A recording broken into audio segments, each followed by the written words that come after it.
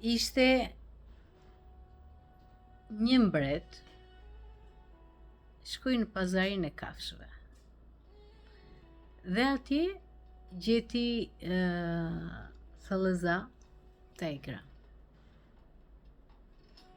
Dhe pyeti fshatarin sa ishte çmimi i thellëzave. E I thot, këto, tregoi disa, këto janë nga një monet floriri, kurse kjo që është në kafaz është 100 monet floriri. E pyeti mbreti, çfarë ndryshimi ka kjo nga këto, tha.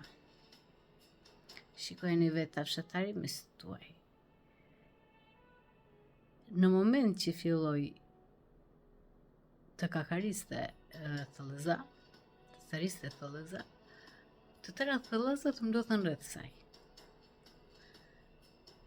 Dhe tregtari vazhdoi, sepse nga kjo I tërheq të tëra pas vetes. Edhe atje ku mund të vesh, nëse ka thellëza tegra, do t'i sjell ty të tëra. Mirë, tha mbreti, këtë po marr atëherë, tha. Njerëzit vërdallu habitën. I dha 100 monedat floriri, mori thellëzën dhe I pro kokën. Tregtari u habit. Në atë kohë vazhdoi mbreti duke thënë, në qoftë se një krijes, qoftë kafshë, qoftë njeri, tradhton racën e vet, atëherë askush s'mund ta mbajë atë. Se të tradhtoj ty është thjesht punkohë.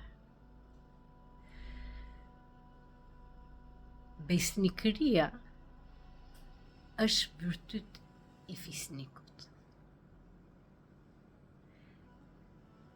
As kundërshtari nuk do e doja si punë e kësaj thellëzës.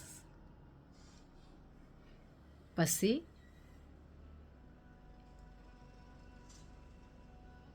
fisnikëria është ajo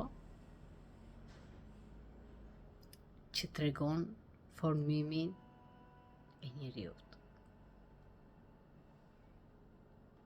Pra, jemi në kohët e sotme. Këto fabula duken si të pafajshme, por në thelb tregojnë urtësitë e popujve dhe edukatën e transmetuar brezave për të kuptuar që edhe bashkëpunëtorin që të zgjedhim, edhe përfaqësuesin që të zgjedhim, të jetë me virtyte, ndryshe për interesat e tij, asnjëherë nuk do të ketë mëshirë, përkundrazi, me të parën do të tradhtoj. Faleminderit që më ndoqët.